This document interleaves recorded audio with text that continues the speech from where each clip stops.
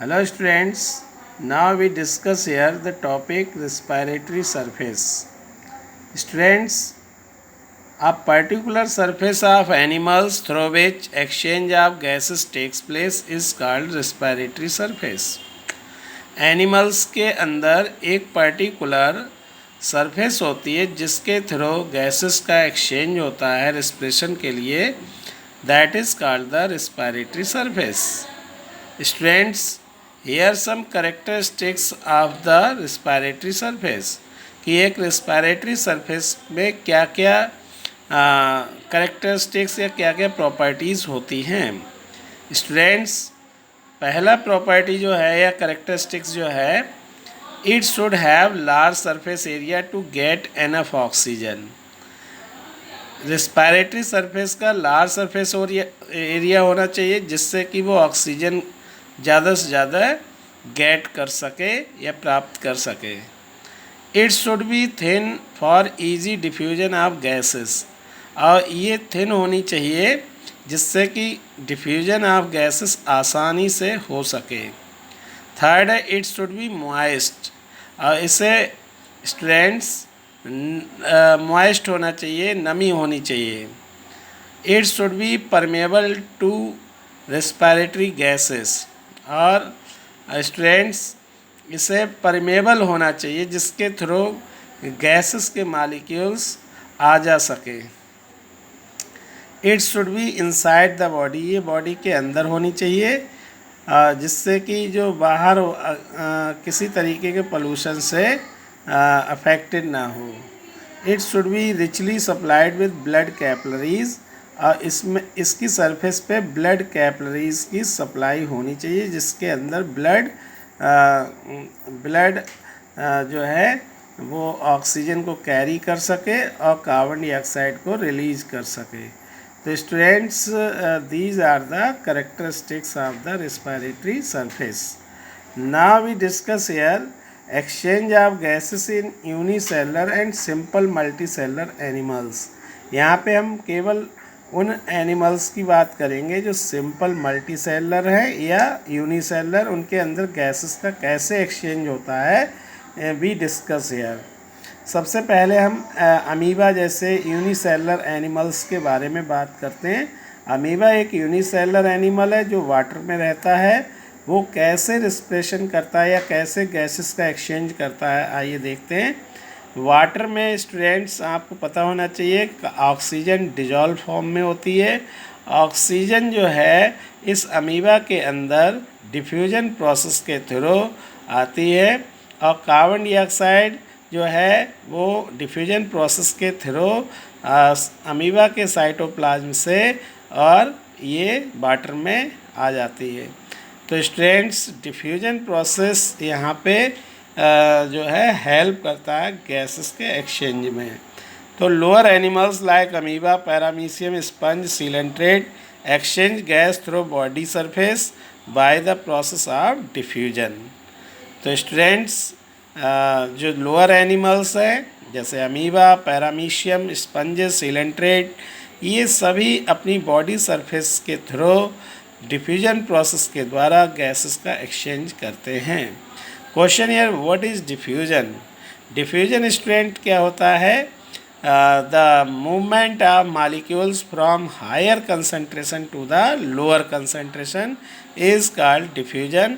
इसमें क्या होता है, जिधर मान लीजिए ये ऑक्सीजन बाहर ज़्यादा अमाउंट में है और साइटोप्लाज्म में बहुत ही लेस अमाउंट में है, तो जिधर ज़्यादा है उधर हायर कंसंट्रेशन, जिधर कम है उधर लोअर कंसंट्रेशन है.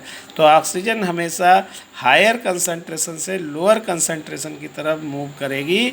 इसी प्रोसेस को डिफ्यूजन कहा जाता है. तो students, now we discuss here some more animals. Exchange of gases in animals like earthworm, leech and frog. Earthworm, leech और फ्रॉग के अंदर देखते हैं कैसे गैसेस का एक्सचेंज होता है. तो animals having moist skin like earthworm, leech, frog exchange gas through the skin.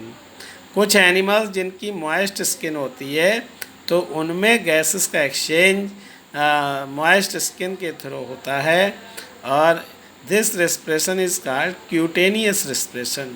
इसी को क्यूटेनियस रिस्पिरेशन कहा जाता है। इसका एग्जाम्पल है अर्थवर्म। अर्थवर्म स्टूडेंट्स अपनी मॉइस्ट स्किन के थ्रू ही रिस्पिरेशन करता है। नेक्स्ट है exchange of gases in animals like fish, tadpole, snail, prawn. ये कुछ ऐसे एनिमल्स हैं जिनमें गिल्स होते हैं, गिल्स के थ्रू गैसेस का एक्सचेंज वो करते हैं। This respiration is called branchial respiration. इसी को ब्रांचियल रिस्पिरेशन कहा जाता है। तो स्टूडेंट्स गिल्स के द्वारा जो रिस्पिरेशन होता है that is called the branchial respiration. जैसे ये फिश में ये गिल्स हैं, गिल्स के थ्रू रिस्पिरेशन होता है। तो स्टूडेंट्स जो वाटर में फिशेस पाई जाती हैं या स्नेल होता है या टैडपोल होता है वो गिल्स के थ्रू रिस्पिरेशन करता है। Now students we discuss here exchange of gases in insects. Students insect belong to the phylum arthropoda. They respire through air tubes या ट्रैकी। ये ट्रैकी या एयर ट्यूब्स के थ्रू रिस्पायर करते हैं और this respiration is called tracheal respiration. और इसी respiration को ट्रैकियल रिस्पिरेशन कहा जाता है। तो स्टूडेंट्स ये जो इंसेक्ट दिख रहा है ग्रॉस हॉपर, इसके अंदर कुछ ट्यूब्स पाई जाती हैं जिनके थ्रू गैसेस का एक्सचेंज होता है। So this respiration is called tracheal respiration.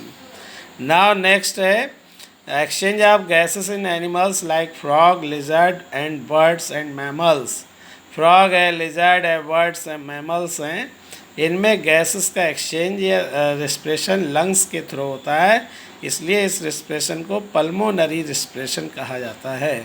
तो पल्मोनरी रिस्पिरेशन क्या है स्टूडेंट्स? जब कोई एनिमल्स अपने लंग्स के द्वारा रिस्पिरेशन करता है या गैसेस का एक्सचेंज करता है तो this respiration is called pulmonary respiration.